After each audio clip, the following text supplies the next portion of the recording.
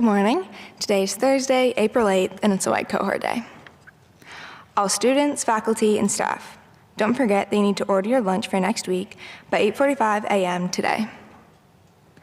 Attention freshmen Vermont students. A reminder that tomorrow you'll be taking the SBACs from 8 to 11:30 a.m. An email was sent to your STJ Labs email with your testing location and information on what you need to do before testing begins. There will also be a list of student locations posted outside the academic office and on the bulletin board in Streeter Hall.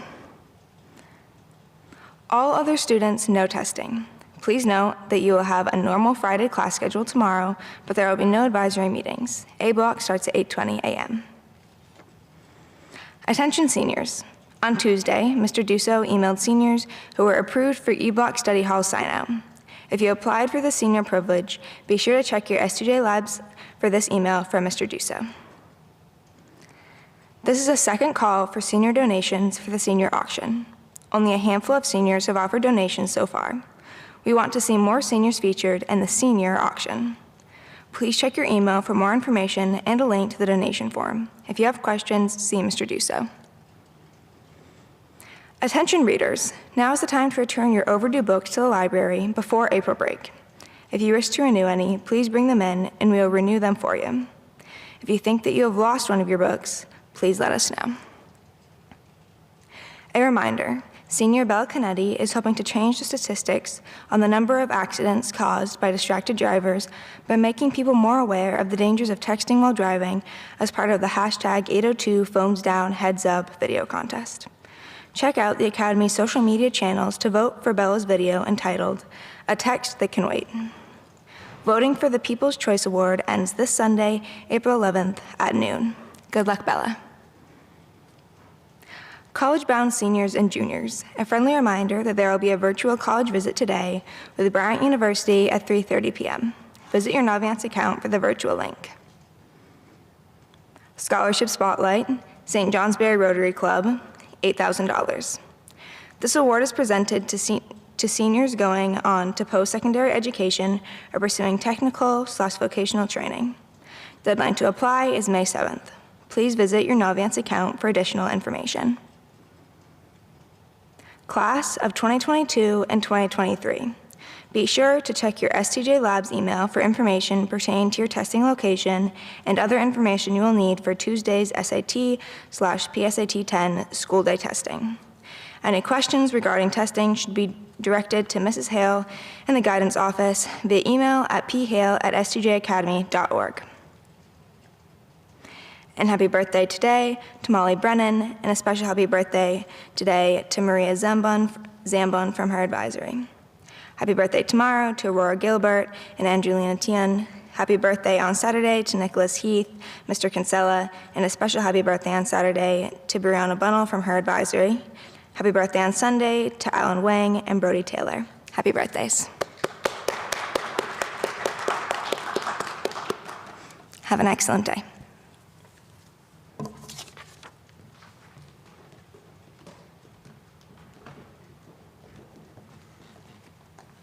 Thank you, Sierra. Good morning, everyone. We have two guests this morning, and I'd like to call first to the podium Mr. Weiss with a special announcement.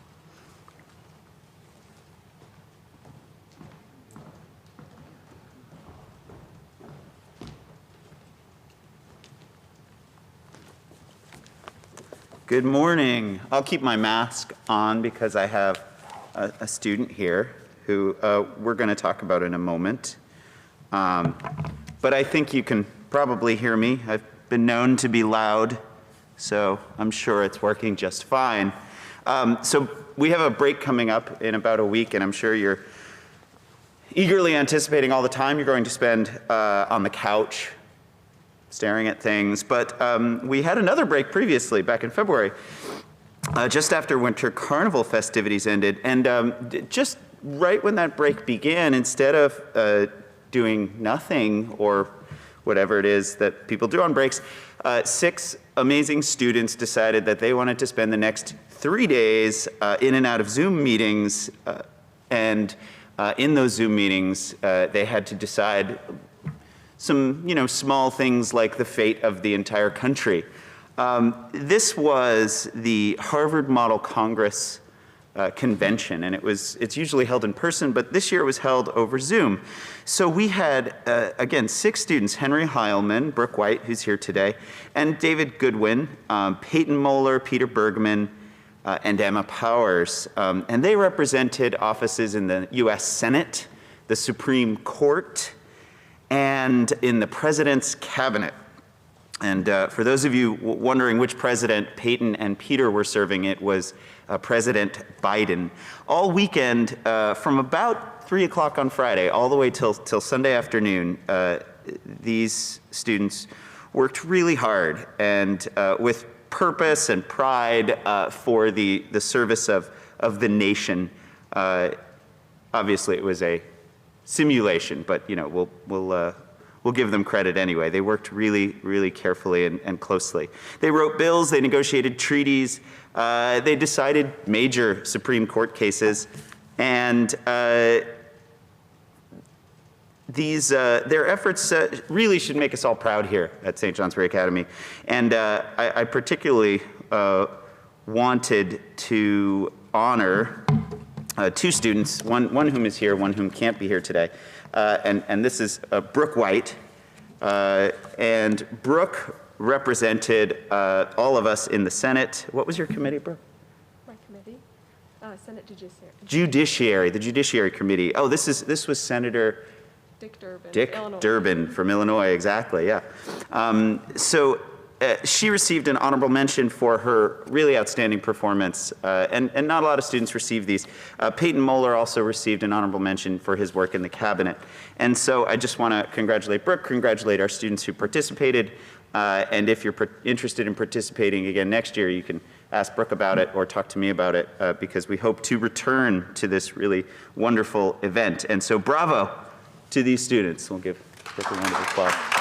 And we give this to you from distance, and we would normally, shake hands, so we'll mimic that.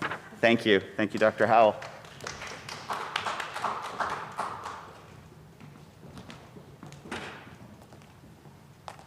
Thank you, Mr. Weiss, and congratulations, Brooke and Peyton.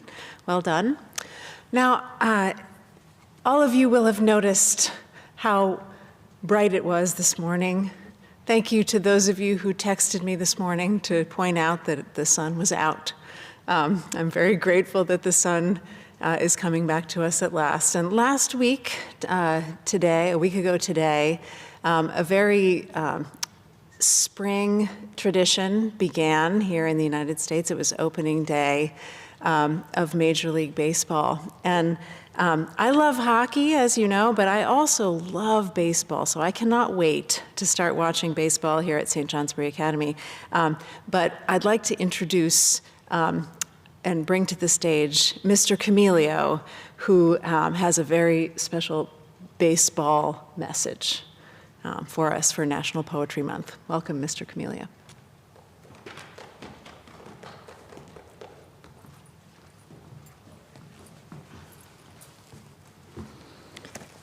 Good morning, St. Johnsbury Academy. I'm so pleased to be here this morning. I don't know what day it was, but Headmaster Howell talked about mud season and read a poem from Robert Frost. And it kind of inspired me to start thinking about spring and the harbingers of spring. So I grew up in the Boston area, and the harbingers of spring were very different than they are here. So for the adults, it was things like the flower show, the boat show, the swan boats opening at the Boston Gardens, things like that. Franklin Park Zoo opening up. These were all things that the adults talked about and looked forward to. But for me, playing Little League Baseball, it was all about the Red Sox, all about the Red Sox. So my friends and I remember it was like my 8th grade year, middle school. They didn't call it middle school then, it was junior high school. So it was that spring, and we all thought, oh, we were really something. We were headed to high school. And, we were kind of feeling our oats. So it was springtime, and a group of my buddies and I met. We would meet every day, hang out like teenagers do today. And we started talking about the opening day of Red Sox season, going to the opening day at Fenway Park. So we thought, maybe we could pull this off. But that would mean missing a day of school. And it would also mean that we'd be riding the T into Boston by ourselves.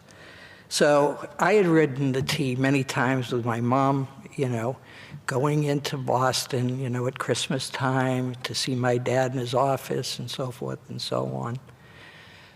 But skipping school was another thing in itself. It required a note, just like it requires a note here. And so going to my mother to talk about skipping school for the Red Sox was a feat. Because when you asked my mother something for permission to do anything, it was, no, ask your dad. And that meant going to my dad and him automatically saying, what did your mother say? She said no. Then why are you bothering me? And that's the way it was. But this time, it was different, because my dad was a Red Sox fan. So I went to my mom, asked her, and of course I got to know, you're going to miss school. And missing school was like, if you had to miss school, you had a temperature. That was it. Otherwise, you never missed school. Education was very important.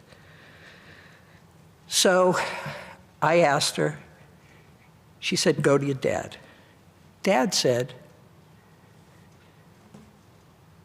you know what, let me talk to your mother about this. And I was like, whoa, we got a shot at this one. So lo and behold, I got permission to go.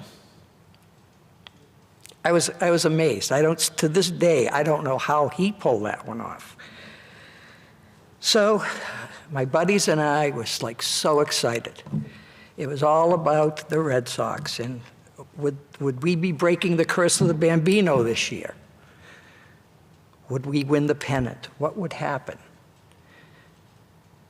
And so the more excited we got, the more, we just get ourselves pumped up. So now it was getting on the T and going to Fenway Park. So off we go, which meant a bus ride into Harvard Square, get off at Harvard Square, and then you go to the center island, which had the out-of-town news, which was a place where they sold newspapers and magazines from all over the world. And right there, you went down a long stairway or escalator down to the subway, and as you approached, you could hear the squealing of the wheels of the subway trains. But we were on an adventure, and here we go. So then off you go, get off at Park Street, make an exchange, get out to Kenmore Square. And now the walk down Brookline Ave, and you follow people. We didn't know where the heck we were going, but we were going. And so then you get to Lansdowne Street, and you approach Fenway Park, and now it gets really exciting. You can see the stadium. You can feel what's going on. And as you approach Fenway Park, you see the vendors, and they're shouting in their finest Boston accents, hey, get your peanuts here. Hey, get your hot dogs. And we were there. So in we go, we buy our tickets. Of course, we couldn't afford anything but the bleachers.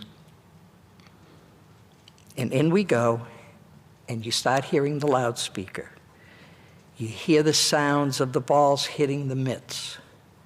You see the green, green grass at Fenway Park.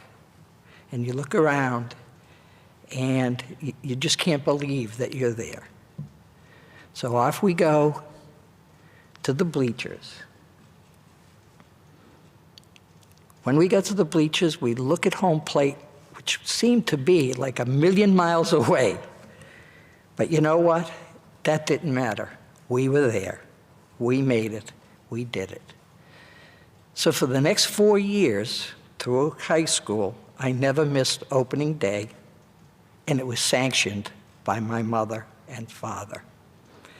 Okay, so to give honor to both opening day and poetry month, I'd like to read Casey at the Bat for you this morning.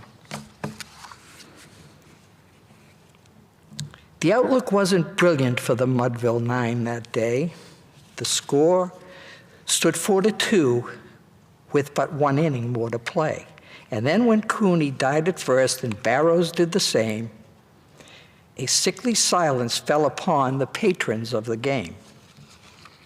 A straggling few got up to go in deep despair. The rest clung to that hope which springs eternal in the human breast. They thought if only Casey could but get a whack at that, we'd put up even money now with Casey at the bat.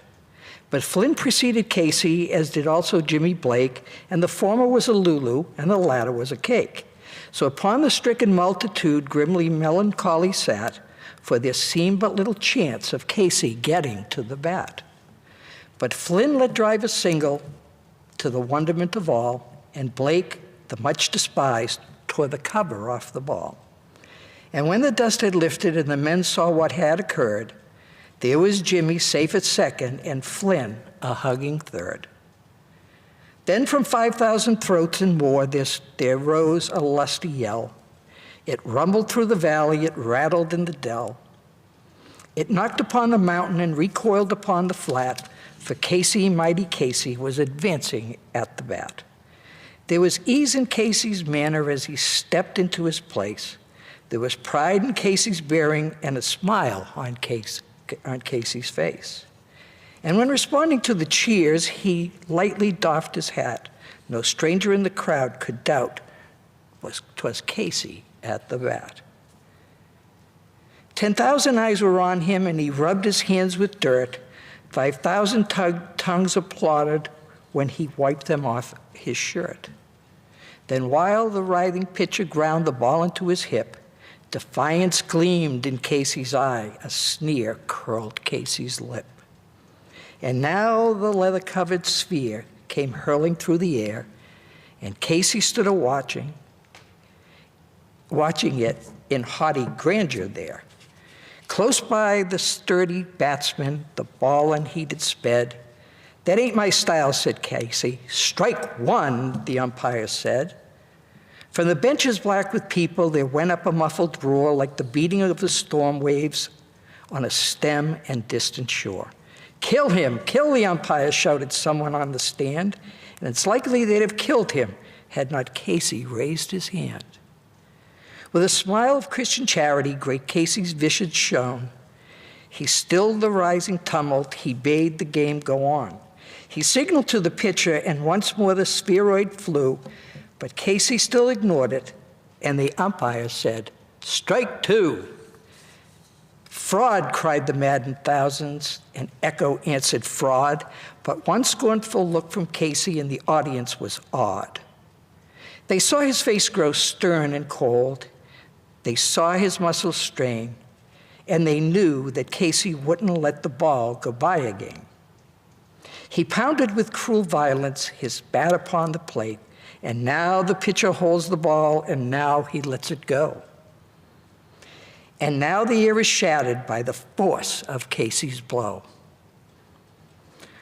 Oh, somewhere in this favored land, the sun is shining bright. The band is playing somewhere, and somewhere hearts are light. And somewhere men are laughing, and somewhere children shout. But there is no joy in Mudville. Mighty Casey has struck out. So thank you, St. Johnsbury Academy. I might as well end with a baseball joke here. So I wondered why the ball just kept getting bigger, bigger as it approached me. Then it hit me.